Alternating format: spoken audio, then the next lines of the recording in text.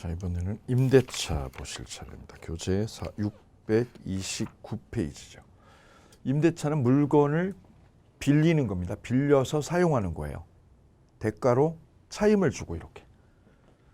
을이 차임을 주고 얘가 쓰고 있는 물건을, 얘가 소유하는 물건을 빌리는 거예요. 빌려서 사용하는 거를 임대차. 이때 차임을, 대가로 차임을 내면 임대차, 대가로 차임을 안 내면 사용대차 그러죠. 근데 임대차하고 사용대차의 차이는, 임대차는 대가, 차임을 지불하니까 이거는 유상무상, 유상이다, 유상. 유상이고 쌍무계약.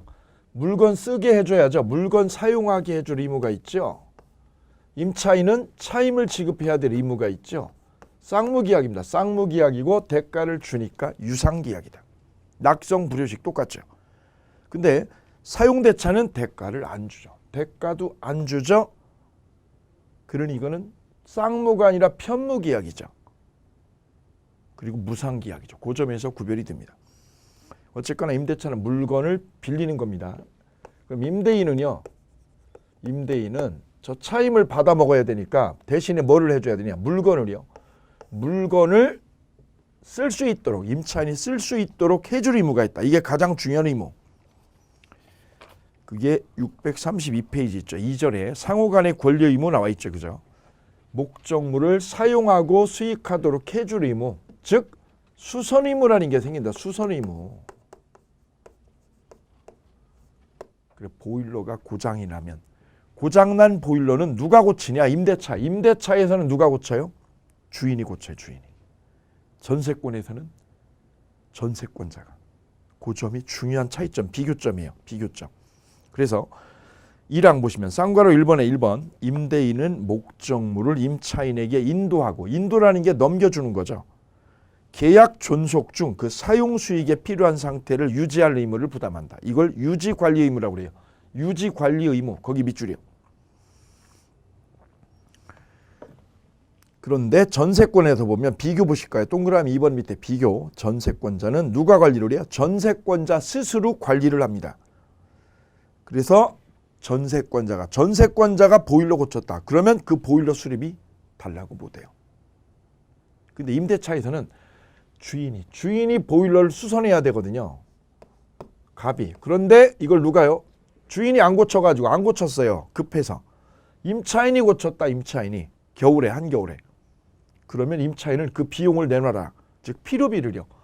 필요비를 돌려달라고 할 권리가 여기서 생기게 됩니다. 그래서 그 비교가 시험에 아주 잘 나오는 거예요. 수선 의무는 누가 부담한다? 임대인이 부담한다. 임대인. 만약 임차인이 보일러를 고쳤다면 그럼 어떻게 할 거냐? 그 비용을 내놓으라고. 그걸 필요비라고 그러죠. 그 다음 동그라미 3번에 대규모 수선 의무. 건물의 설비나 보일러 같은 대규모 수선은 누가 하느냐? 주인이 합니다. 주인이. 보일러 수선은 주인이에요. 소규모 수선. 전구가 망가진 거. 이런 것들은 누가요? 임차인, 세입자 스스로 하는 거예요. 그래서 니은 보시면 별 비용을 들이지 아니하고 손쉽게 고칠 수 있는 사소한 정도의 별표. 사소한 정도의 것은 누가? 임대인이 수선을 하는 게 아니고 임차인 몫이다. 몫이. 다음 쌍괄호 이번에 안전 배려나 도난 방지 보호 의무 있죠. 안전 배려나 도난 방지. 거기 동그라미 1번의 별표. 통상 임대차에서는 도난 방지, 즉 세컴이라든가 이런 거는 주인이 설치 안 해줘도 돼요. 거기까지는 주인이 해줄 의무가 없습니다. 다만 동그라미 2번처럼 별표 숙박업 같은 일시사용 임대차 있죠. 일시사용 임대차에서는 안전배려, 고객의 안전배려까지 누가 하느냐? 여관 주인이 한다. 여관 주인이. 그게 중요한 차이점이에요. 그래서 일시사용 임대차에서는 객실과 관련 시설은 오로지 숙박업자, 여관 주인의 지배하에 놓여 있으므로 임대인은 고객이 안전배려까지 해줄 의무를 부담한다. 그래서 여관에서 불이 나가지고 고객이 죽었다. 여관에서 불이 나서 죽으면 그거는 책임을 누가 지느냐? 여관 주인 책임이라는 거예요. 여관이 바로 일시사용 임대차니까. 그거 하나 기억을 해두시고요. 그 다음에 임차인의 의무. 임차인의 의무는 가장 중요한 거는 차임을 내는 거예요. 차임. 근데 요거하고 별도로 중요한 게 뭐냐면 건물 있죠. 건물. 목적물을 빌렸잖아요. 목적물을 보관하는 거 있어요. 보관. 보관을 임차인이 하는 거예요. 왜요? 자기가 쓰잖아. 월세 내고 물건 쓰잖아요. 쓰는 사람이 보관을 해야 되죠. 이때 보관을 선관주의를 가지고 보관을 해야 됩니다. 선관주의 의무가 있어요. 선관주의 의무. 이성적으로. 남의 물건이지만 이성적으로 관리를 해야 된다는 얘기죠. 이걸 선관주의 의무. 만약 저 건물이 불나버리면 그럼 책임 어떻게 지느냐? 그 문제가 여기서 중요한 쟁점이 되는데 쟁점 보세요. 원인 불명인 화재로 건물이 불나버렸다. 그럼 책임 누가 질 거냐? 이거 원인 불명이 됐어요. 원인이. 만약 이 화재 원인을 따져봤더니 주인 잘못이었다. 주인 잘못. 그럼 주인 책임이지. 두 번째는요. 화재 원인 보니까 세입자가 전기장판을 안 껐다. 그럼 세입자 잘못이죠. 그런데 화재 원인 자체가 불명이다. 이게 원인 불명으로 판정이 났다. 그럼 책임 누가 지냐? 불은 났고. 그때는 임차인이 책임져요. 왜요? 목적물 무슨 의무가? 보관 의무가 임차인한테 있기 때문에 임차인이 책임을 다 뒤집어 쓰는 거예요. 그래서 임차인의 임대차 목적물 반환 의무가 이행불능됐다. 이행불능. 왜요? 불이 나서. 그 이행불능으로 인한 손해배상 책임을 면하려면 임차인 스스로 거기부터 밑줄 긋게요. 임차인의 귀책 사유로 인한 것이 아님을 입증해야 된다. 누가 입증해야 된다고요? 임차인이. 이게 내 잘못 아니라고. 내 잘못 아니었다는 걸 임차인이 입증해야 된다. 왜? 보관해 줄 의무가 너한테 있어. 너. 그래서 두 가지요. 차임하고 목적물 보관 의무가 임차인의 중요한 의무라는 거. 밑에 차임직 의무 있죠. 차임직 의무. 그건 2기입니다. 2기 연체하면 계약 해지할 수 있죠. 반면에 상가임대차는 2기가 아니라 3기라는 거 염두에 두셔야 되죠. 그 다음 뒤로 넘기시게 되면 임대차의 효력에서요. 임대차 효력에서 쌍방의 의무 중에서 중요한 의무는 이거죠. 임대인은 목적물을 사용, 수익해줄. 즉 수선 의무가 있다는 게 중요한 의무고 두 번째는 안전배려. 이 안전배려는 통상임대차에서는 주인이 부담 안 하고 어디에서만 여관 같은 일시사유임대차. 여기서만 주인이 안전배려 의무를 부담한다. 요거. 임차인은 차임을 지급하고 그 다음에 목적물 보관 의무 부담한다. 요게 중요한 사항. 그 다음 임대차 효력에서는요. 자, 임대차 계약이 되면 상호 간에 서로 여러 가지 권리 의무가 있는데 그중에 제일 중요한 게 빅3입니다. 빅3. 빅3 중에서 가장 중요한 첫 번째가 비용상환 청구권입니다.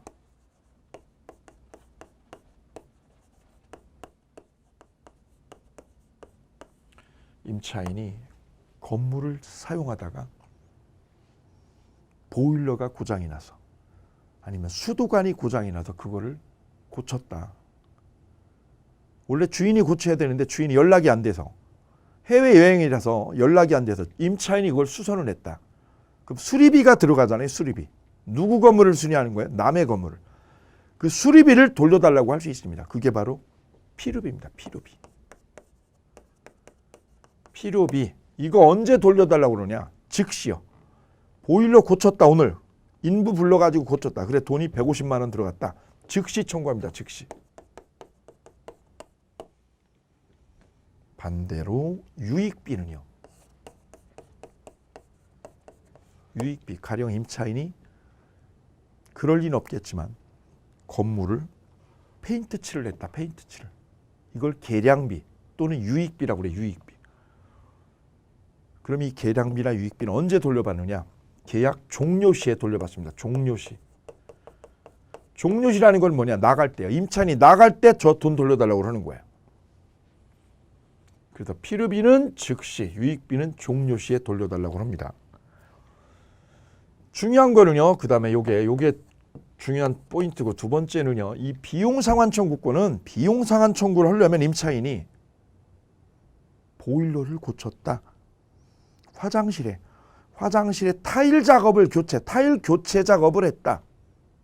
타일이라는 거. 화장실에 타일을 교체했다.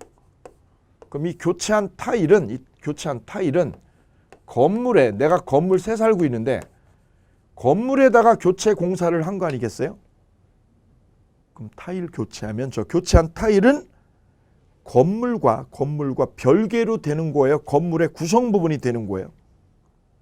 생각해 보시면 되죠. 타일은 건물의 별개가 아니라 구성 부분입니다. 건물의 구성 부분.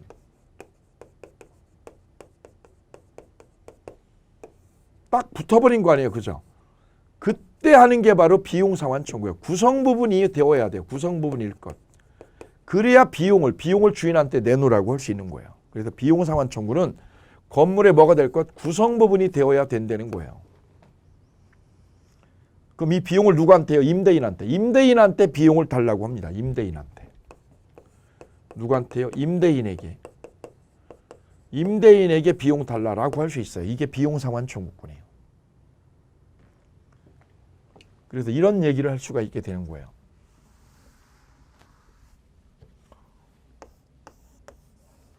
자, 임차인이 땅을 빌렸어요. 땅 빌렸어요. 그래가지고 이 땅에다가 도로공사를 했어요. 이렇게 도로공사.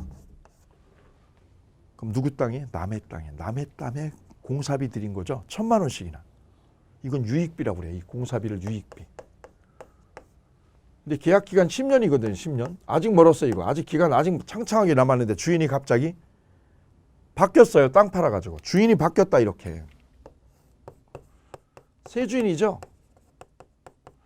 그럼 임차인은 이 유익비를요. 이 유익비라는 건 언제 받는 거죠? 나갈 때 종료시에 받는 거 아니에요. 누구한테 돈 저 돌려달라고 그럴까요? 임대인한테 할까요? 새 주인한테 할까요? 바로 임대인. 계약할 때 주인. 이분이 계약을 한 건 누구랑 한 거예요? 이분이랑 한 거죠. 이분한테 달라고 그래야 되지 새 주인한테 하면 안 되는 거예요. 여기 이 뜻입니다. 중요한 거는 네 번째입니다. 여기서 중요한 거는. 그럼 임차인은 여기 비용 들인 거를 다 돌려받아 가지고 나가는 거죠. 안 주면 주인이 이 돈 안 빼주면 어떻게 해요? 유치권으로 버티고 있어요. 저기서. 그럼 주인 입장에서는 이게 성가신 거예요. 성가신고. 아주 골치 아픈 거죠. 그래서 이렇게 임차인의 비용 상환 청구권을 무력화하는 수단이 있어요. 그게 뭐냐? 원상복구 특약을 넣는 거예요. 원상복구해라. 계약이 끝나면 나갈 때 원상복구 해놓고 나가라라고 계약서에 특약을 넣어요. 그러면 이 특약은 뭐냐? 이 특약이 의미하는 건 뭐냐면 얘가 비용을 들인 거. 그죠? 타일을 교체한 거, 보일러를 교체한 거, 여기처럼 도로 포장을 한 거, 돈 들인 거죠. 이 돈 들인 거를 특약대로 하려면 어떻게 돼요? 원상복구하게 되면 다 뜯어야죠. 뜯어가지고 재활용이 되나요? 되나요? 안 되잖아요. 그래서 원상복구 특약을 넣으면 임차인이 어떻게 하는 거냐? 이 비용을, 이 지출한 비용을 포기하고 나가라 이런 뜻이 되는 거예요. 그럼 임차인한테 다소 억울한 측면이 있죠? 억울함에도 불구하고 이 특약은 유효입니다. 유효. 이 원상복구 특약은 뭐를 포기하라는 거냐? 비용을 포기하고 떠나라 이거예요. 비용 포기하고. 비용 상환 청구. 이걸 하라고요. 포기하라고. 포기하라 이런 뜻입니다. 포기하고 가라. 그럼 임차인한테 유리해요? 불리해요? 불리해도 이거는 무효가 아니라 유효다. 이게 왜 유효냐? 이게 시험에 잘 나오는데 왜냐? 이 비용 상환 청구 규정, 이 규정은 민법 626조에 있어요. 626조에. 이 규정은 임의 규정입니다. 강행 규정이 아니라 임의 규정이다. 임의 규정. 그래 시험에 아주 여러 번 나왔어요. 비용 상환 청구권 규정은 626조는 무슨 규정? 임의 규정이다. 임의 규정. 그래서 포기하는 특약. 비용을 포기하고 가라는 이 특약은 무효가 아니라 무효다. 유효다. 무효가 아니라 뭐라고요? 유효라는 점입니다. 우리 시험에 아주 여러 번 나왔다는 거 꼭 기억하세요. 원상복구하라고 특약을 넣으면 임차인은 그냥 나가라 이런 얘기입니다. 집주인이 공부하신 임대인은 이렇게 계약서에 이걸 넣으시면 되는 거예요. 그래야 성가신 임차인을 없앨 수 있어요. 안 그러면 임차인이 버티고 남아있거든요. 돈 안 주면 계속 여기 남아있거든. 자, 이게 비용상환 청구권 문제. 민법 626조의 규정을 하고 있습니다. 다음 부속물 매수 청구.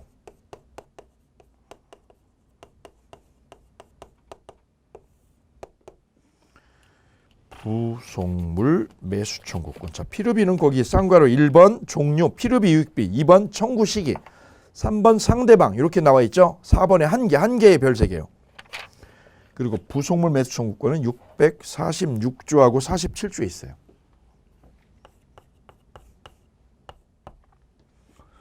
부속물 매수 청구권은 예컨대 임차인이 여기다가 건물을 새로 얻었다. 건물을. 근데 그 건물에 있는 싱크대가 너무 낡았더라. 그래서 싱크대를 어떻게 한 거예요? 사다가 새로 다른 거야. 누구 건물에? 남의 건물에. 싱크대를 사다가 부착시켰다. 싱크대를 여기다가 사다가 부착을 시켰다. 부착을. 주인 동의 없고, 주인 동의 없고 여기다 설치했거나 주인 거를 이걸 샀다. 사가지고 여기다 부착을 했다. 그럼 임차인은 계약 종료 시에 이거 종료 시에만 돼요. 종료 시에. 끝날 때 나갈 때 어떻게 해요? 저거 사라고요. 떼가든가 임차인이 떼가든가 새 집으로 이사 갈 때 떼가든가 아니면 주인 보고 사라. 이걸 부속물 매수 청구라고 그래. 매수 청구. 이건 언제 하는 거예요? 종료 시에만 할 수 있어요. 종료 시에. 종료 전에는 안 돼요.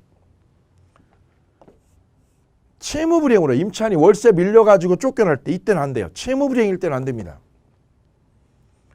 종료 시에는 되고 언제는 안 돼요? 채무불이행일 때. 채무불이행으로 해지가 될 때 쫓겨날 때는 안 된다는 걸 기억 꼭 해주셔야 돼요.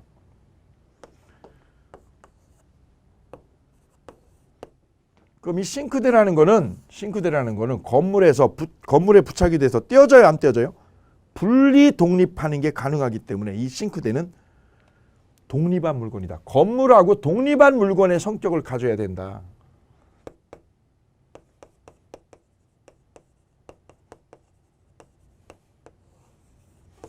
아까 비용 상환 청구하려면 이 타일처럼 뭐가 돼야죠? 구성 부분이 돼야죠. 구성 부분이면 비용 달라고 하는 거고, 저 싱크대처럼 여기는 싱크대는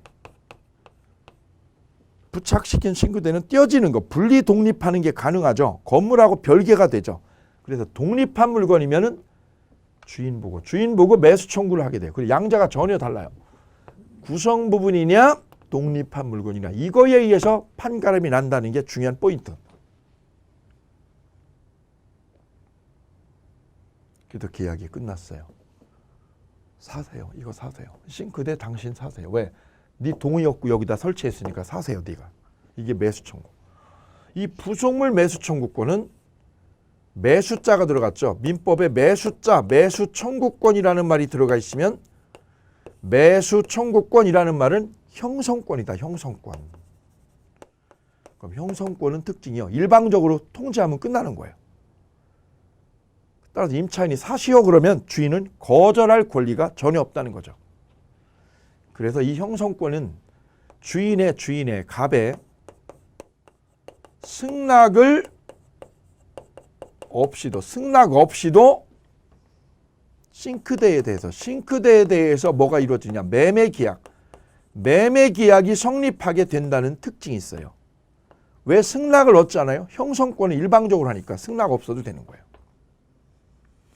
또 하나 중요한 거는 이 부속물 매수 청구권은 네 번째. 이거는 비용 상환 청구권이 임의 규정이었다면 이거는요 강행 규정이라는 거예요. 임의 규정이 아니라 무슨 규정? 강행 규정. 그래서 이 부속물 매수 청구권 이걸 포기하는 특약은 무효예요. 왜? 강행 규정이니까. 비용 상환을 포기하는 거는 유효죠. 왜? 임의 규정이라서. 이거는 강행 규정이니까 이걸 포기하는 특약. 이걸 포기하는 특약은 무효, 유효? 무효다. 그 점이 비용 상환 청구권하고 이게 다른 점이에요. 두 가지가 틀려요. 이거는 강행 규정, 이건 임의 규정. 이거는 구성 부분이고 이거는 독립한 물건. 이 점에서 확실히 달라요. 자, 그게 부속물 매수 청구권으로 쌍괄호 1번에 부속물의 요건 나와 있어요. 요건의 1번. 부속물이란 임대인의 동의를 얻어 건물에 부속된 임차인 소유의 물건으로서 건물의 구성 부분을 이루지 아니하나 독립성. 독립성이 가장 중요한 요건이에요. 싱크대처럼 분리 독립이 가능해야 되는 거예요. 두 번째 별세개, 부속물 매수 청구 대상이 될 수 없는 게 두 가지인데요. 첫째요, 부속된 물건이 오로지 임차인의 특수 목적에 사용하기 위한 것. 특수 목적이 뭐냐? 영업 목적. 영업 목적에 사용하려고 설치한 간판. 간판은 영업을 위해서 다른 거라서 부속물 매수 청구 대상이 아니라는 점, 별세개. 그 다음 두 번째, 기존 건물의 증축 부분, 증축을 했어요. 그런데 그게요, 독립성이 없는 때, 독립성이 없다는 말에 밑줄이요. 그건 뭐예요? 구성 부분이다. 구성 부분. 그걸 뭐라고 그러죠? 부합물이라고 그래요. 부합. 독립성이 없는 때는 밑줄 그시고요. 구성 부분이 되었다. 그걸 부합물이라고 그러죠. 그때는 부속물 매수 청구를 할 수가 없게 되는 거예요. 그래서 부속물 매수 청구가 될 수 없는 케이스가 바로 기역과 니은 딱 두 가지라는 거. 그 다음 우측에 쌍괄호 3번에 한 개 나오죠. 한 개. 한 개의 1번 임차인의 차임 면체로 해지된 때는 매수 청구가 허용 안 됩니다. 그리고 두 번째요. 일시사용 임대차도 안 돼요. 일시사용 임대차. 여관이라든가 이런 데 콘도. 세 번째는요. 무단전 차임도 매수 청구는 허용을 안 해줘요. 그래서 세 가지는 허용이 안 돼요. 차임 면체, 일시사용 임대차, 무단전 차임. 다음 네 번째는요. 법 규정의 성격, 이게 강행 규정이라는 거죠. 강행 규정. 그 밑에 있는 판례 있는 거 별세개하고 반드시 숙지하셔야 됩니다. 밑에 판례. 건물 임차인이 자신의 비용을 들여 증축한 부분, 내가 증축한 부분을 임대인 소유로 기수한다라고 특약을 했어요.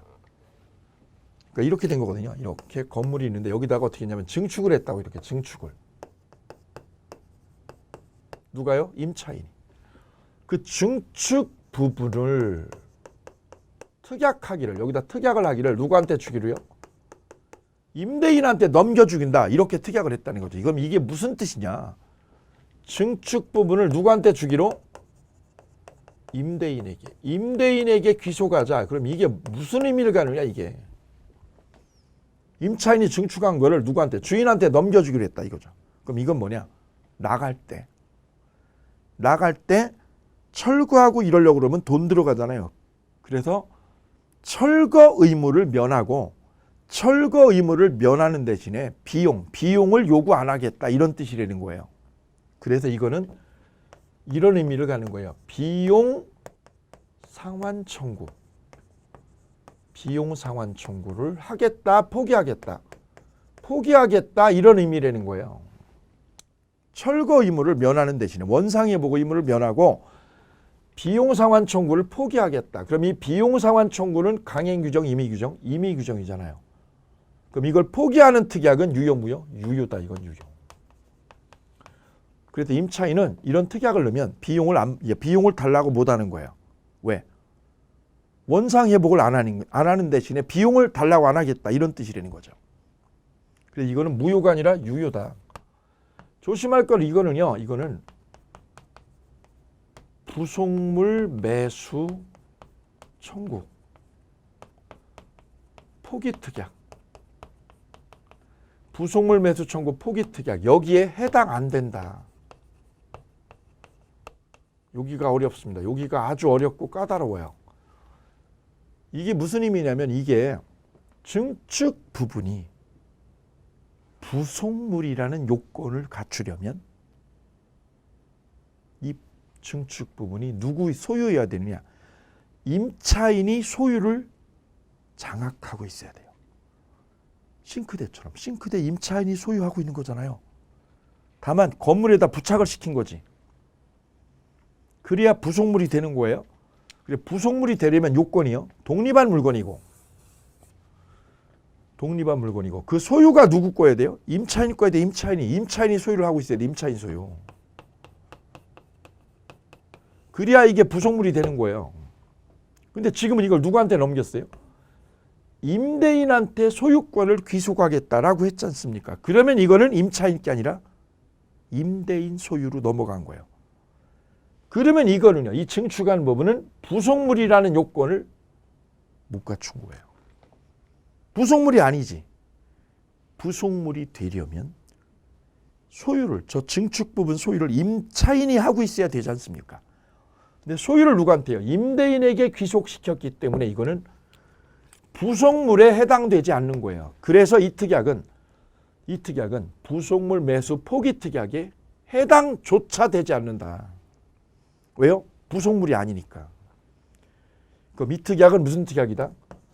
비용을 포기하는 거지 부속물 매수 포기 특약이 전혀 아니다 이거는. 그래 1번에 방점을 찍습니다.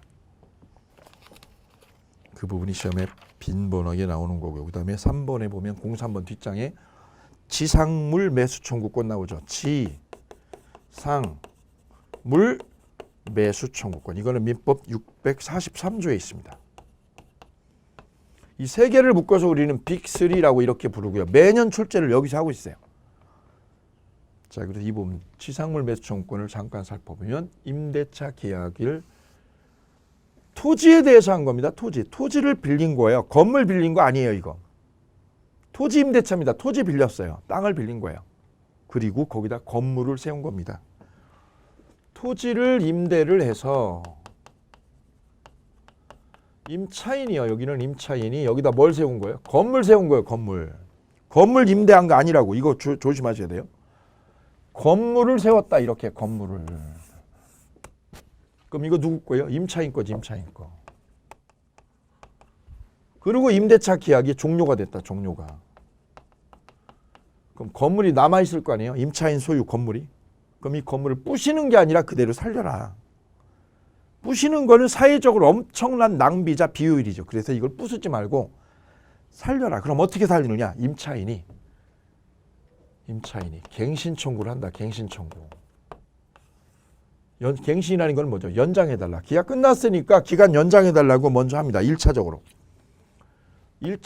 갱신 청구를 하고 이걸 주인이 노하고 거절하면 나 싫다. 주인이 노하면 그때 뭘로 가? 2차적으로 저 건물을 사라. 건물 사라고 하는 매수 청구로 2차적으로 넘어갑니다.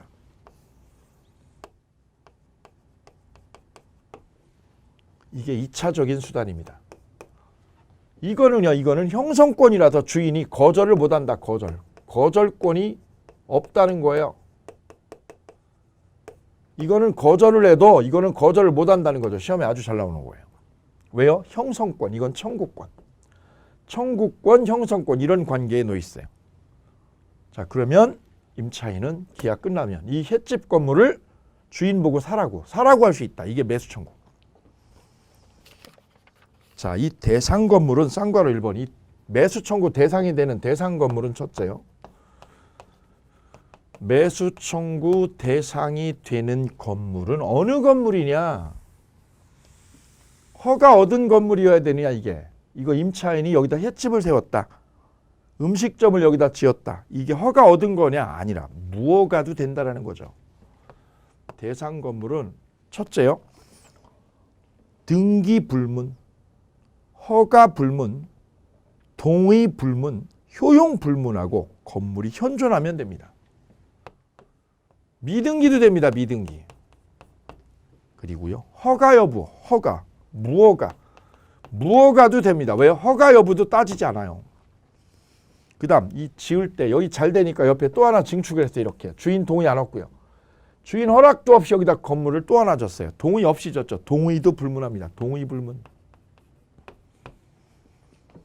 그 다음 효용 불문. 이게 주인이 원하는 건물이냐 안 따져요. 효용 가치도 불문합니다. 효용 불문. 건물만 있게 되면 계약 끝났을 때 건물만 존재하면 매수 청구가 됩니다. 첫째. 대상 건물이요. 그래서 동그라미 1번의 키워드는요. 임대인의 동의를 얻어 신축한 것에 한정되는 게 아니라는 점에 밑줄이요. 두 번째는요. 무허가 건물도 대상이 된다는 점. 세 번째는요. 경제적 가치 여부나 임대인에게 효용이 있는지 여부는 요건이 아니다. 효용 가치 여부도 따지지 않습니다. 네 번째 별세기 하고요. 네 번째는 이 건물이 임대인 땅하고 제3자 땅에 이 건물이 걸쳐 있다. 이렇게 중간에. 임대인 땅, 제3자 땅 걸쳐 있으면 어떻게 하냐? 그때는 구분 소유가 되는 부분만 매수 청구가 된다는 게 판례입니다. 5번은요. 여기에 근저당이 설정되어 있다. 이래도 매수 청구는 해라 이게 우리 판례입니다. 대출 받아놓은 것도 매수 청구가 된다는 거죠. 그 내용이 있으니까 밑에 5번은 꼼꼼하게 읽어주실 것. 다음 청구권자죠. 누가 하느냐 이거 매수 청구는 누가? 청구권자. 청구권자는 지상물, 이 건물의 소유자가 하는 겁니다. 소유자. 소유자가 임대인한테 하는 겁니다. 그래서 첫 번째 지상물의 소유자가 하는데 1번 임차인이 신축한 건물, 이 건물을 양도했어요. 이걸 팔았다. 이거를 영자한테 팔았다. 그래서 소유권을 상실한 양도인, 소유권 상실한 양도인의 동그라미에 지상물의 소유자가 아니죠. 왜? 건물을 넘겼으니까. 그래서 매수 청구할 지위가 없다. 건물 팔아 넘긴 사람. 건물을 넘긴 사람은 얘는 할 수 없는 거예요. 왜? 건물을 소유자가 해야 되니까. 두 번째, 적법전차인 가능합니다. 세 번째, 무단전차인은 안 됩니다. 4번의 삼각형하고 꼭 봐주세요. 미등기 무허가 건물을 매수한 사람, 이 사람도 할 수 있느냐? 할 수 있다는 것이 우리 대법원 판례라는 거. 4번에 조심하시기 바랍니다. 그 다음 상대방이요. 상대방은 누구냐? 임대인한테 하는 거죠. 임대인한테. 이때 임대인이 땅 팔아넘기면 병한테. 세주인한테 땅을 팔아넘겼다. 그럼 얘는 누구한테 매수 청구할까? 요게 시험에 아주 잘 나오는데요. 그게 동그라미 2번 예외입니다. 예외. 임차인이 건물을 등기했으면의 삼각형. 그러면 뭐가 생겨요? 대항력. 대항력이 생겨서 양수인에게 매수 청구할 수가 있습니다. 뒤로 넘기면 방법이 나오죠. 이제 방법. 자, 1번은 대상 건물이죠. 대상 건물은 등기 불문, 허가 불문, 동의 불문, 근저당 불문 다 불문합니다. 청구권자는 누구요? 지상물의 소유자. 소유자가 하는 거죠. 지상물을 양도한 사람. 지상물을 뭐한 사람? 양도한 사람. 얘는 주인이에요. 팔아봤어. 팔아먹었어요. 팔아먹은 사람 안 되지. 소유자가 해야 되지요. 무단전차인은 될까요? 안 되죠. 무단전차인은 못 오는 겁니다.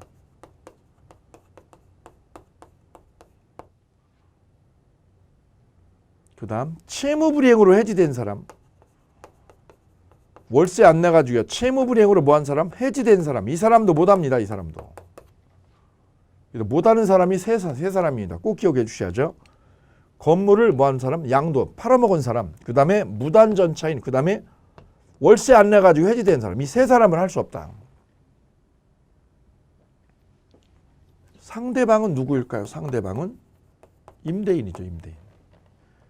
문제는 임대인이 땅을 팔면. 땅을 세주인한테 팔면 이 을은 누구한테요? 세주인한테, 이 사람한테 해야 되거든요. 그러려면 이게 대항력을 갖췄냐, 즉 등기가 됐냐 이거죠.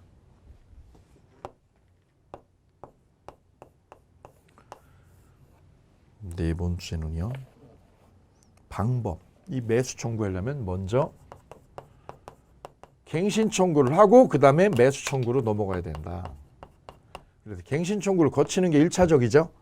근데 이걸 생략해도 되는 경우가 딱 하나 있어요. 그게 시험 문제.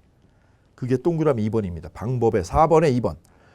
기간의 정함이 없는 임대차에서 임대인에 의해서 해지 통고가 됐다. 해지 통고. 그러면 해지 통고 속에 쓰세요. 해지 통고 속에 위에다 쓰세요. 해지 통고 속에 거절의 뜻이 담겨 있다. 이분이 해지를 했다라는 거는 이 임대차 계약을 해지했다는 거는 얘가 갱신해달라는 거를 거절하겠다는 뜻이 이미 담겨 있죠. 그러기 때문에 갱신 청구를 해요, 생략해요? 생략하고 바로 즉시 매수 청구할 수 있다. 즉시. 이게 전원합의체. 그 다음 쌍괄호 6번. 이 지상물 매수 청구권은 무슨 규정이냐? 강행 규정입니다. 강행 규정. 그래서 별 3개요. 641페이지 맨 위에 지상물을 철거하기로 하는 약정. 첫 번째 줄 끝에 있죠. 철거 약정은 무효입니다. 무효. 그래서 이 빅3 중에서 부속물하고요. 이 지상물 매수 청구는 둘 다 무슨 규정? 강행 규정이다. 그리고 이걸 포기하거나 배제하는 특약은 무효. 무조건 인정해야 되는 거고, 반면에 비용상환 청구권은 무슨 규정? 이건 임의 규정이다. 이걸 포기하는 거는 유효다. 이건 포기가 안 됩니다. 무효예요. 이걸 포기하게 하는 거는 무효고, 이걸 포기하는 거는 유효다. 그래서 요거는 강행 규정, 비용상환 청구권만 무슨 규정? 임의 규정. 이렇게 하시고 거기 빅3 정리된 거 꼭 머릿속에 각인시켜 주실 것. 그 다음 임차권 양도전대 법률관계 있죠. 요거는 각자 정리를 해주시면 되겠습니다. 특히 적법전대하고 무단전대 있죠. 그 법리 문제 시험에 자주 나오니까 꼭 한번 정리를 해두시고요. 이렇게 하면 임대차가 마무리가 되시겠고, 647페이지 보면 임대차 종료 후 특수문제 있습니다. 거기까지 한번 쫙 읽어주시면 깔끔하게 정리가 되시겠습니다. 이렇게 해서 계약법 강론까지 모두 마무리가 되시겠네요. 예. 이제 잠시 쉬셨다가요. 민사특별법인 주임법, 상임법 연결하도록 하겠습니다. 감사합니다.